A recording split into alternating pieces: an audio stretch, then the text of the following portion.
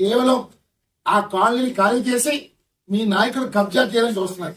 ఇది ఎంతవరకు కరెక్ట్? ఇది అంటే వేళ ప్రజలు నాటి ప్రభుత్వాన్ని విసిగించి మీ ప్రభుత్వం గెలిపిస్తే మీరు ఏం చేస్తున్నారు?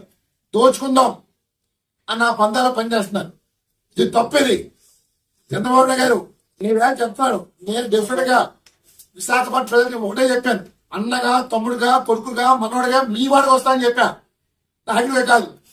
కానీ మీరు గతంలోనే మాట ఇచ్చారు, నేను ప్రతి ఇంటి పెద్ద కొడుకుని, పెద్ద కొడుకుగా మీరు ఏం పీకేర్ అడుగుతారు, కొడుకుగా మీరు ఏం పీకేర్ అడుగుతారు మిస్టర్ చంద్రబాబు నాయుడు. ఈ రోజు వీళ్ళు పిల్లలు చదువు కానీ అన్ని ఇబ్బంది పడతారు మీ పార్టీ వల్ల, మీ ప్రభుత్వం వల్ల.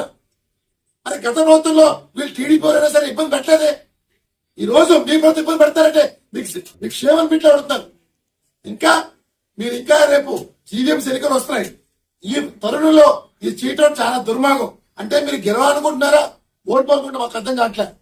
నేను ఒకటే కోరుతున్నాం, రేపు ఆగస్టు 14 సాయంకాలం లోపల ఆ ఫ్యాన్ ఎక్కడి పోరం 68వ వార్డులో అధికారులు మీరు ఏం చెప్తారో అనవసరం. It's order. వాళ్ళు మీరు రావాలి. రాని పక్షంలో తిరుగుబాటు మొదలవుతుంది. ఇవాళ ఎవరో చేయలేదు, బయటపడి చేయలేదు, మీ సొంత పార్టీ మహిళలు చేశారంటే మీకు క్షేమం కదా అడుగుతా. ఇవాళ లోకేష్ గారు మీరు మాట్లాడితే అది మాట్లాడతారు. మరి ఇవాళ పిల్లల భవిష్యత్తు నాశనం అవుతుంది. దీని బాధ్యతలు మీరు కాదని అడుగుతాం. ఈ రోజు మీరు తప్పులు చేస్తూ ఇబ్బంది పెడుతూ ఎంతసేపు ఇతరుల పార్టీ మీద కామెంట్ చేస్తారు. ఇవాళ తెలుగు శక్తి ఇప్పటిదాకా మేము రాజకీయాలు మాట్లాడాం, కానీ ఫస్ట్ టైం ప్రజాస్వామ్యం ముందుకు వచ్చాం.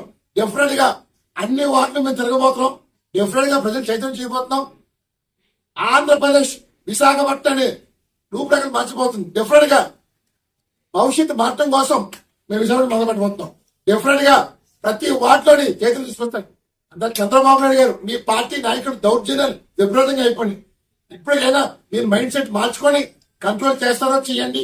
లేకపోతే మాత్రం రేపు వచ్చే ఎలక్షన్ లో మీ పార్టీ ఓడిపోవడం ఖాయం.